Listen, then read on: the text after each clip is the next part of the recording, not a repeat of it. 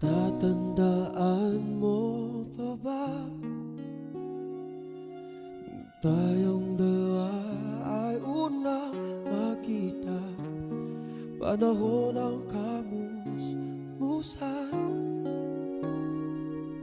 sa piling ng mga bulaklak at halaman. Doon tayong nagsimulang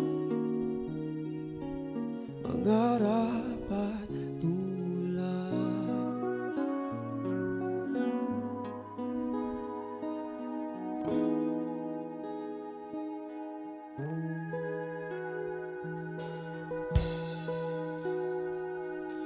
Natatandaan mo pa ba inugit kong puso sa punong mangga at ang inalay ko